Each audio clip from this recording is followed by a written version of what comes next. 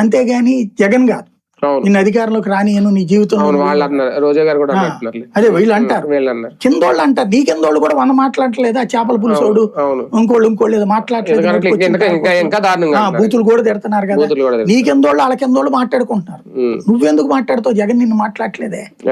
ఆ కాన్సెప్ట్ అంటే ఈయన కాన్సెప్ట్, ఈయన ఒక మాట అంటాడు, వైసీపీ ఈయన అదొక స్ట్రాటజీ.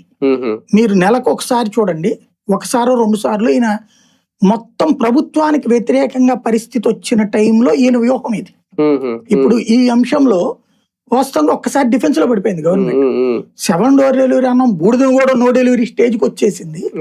పోలీసింగ్ మీద తీవ్రమైనటువంటి కోపం వచ్చేసింది జనానికి, తటస్థులను. పార్టీ వాళ్ళు, మన పార్టీ వాళ్ళకి, ఈవెన్ మన పార్టీ వాళ్ళు కూడా ఏంట్రా ఇది అనేటటువంటి ఫీలింగ్ వచ్చింది ఈ స్టేజీలో. అందుకంటే చంద్రబాబు గారు పిలిచి మాట్లాడింది.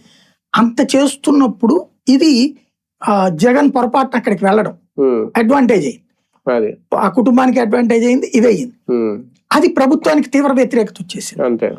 అప్పుడు స్పందించడం వల్ల చంద్రబాబు, అప్పుడు యాక్షన్ తీసుకోవడం వల్ల చంద్రబాబు, నెల రోజుల నుంచి తనుకుంటున్నప్పుడు ఏమి స్పందించిన ప్రభుత్వము, చివరికి హెబియస్ కార్పస్ పిటిషన్ వేస్తే కూడా వదిలిపెట్టేసామని అబద్ధాలు కోర్టుకు చెప్పినటువంటి ప్రభుత్వము, చచ్చిపోయాడన్న విషయాన్ని వాళ్ళ అమ్మ చెప్తుంటే అంగీకరించిన ప్రభుత్వం. అంగీకరించిందా జగన్ వెళ్ళేదాకా? అప్పటిదాకా మాట్లాడలేదు కదా, జగన్ వెళ్ళక ముందు దాకా మాట్లాడలేదు. జగన్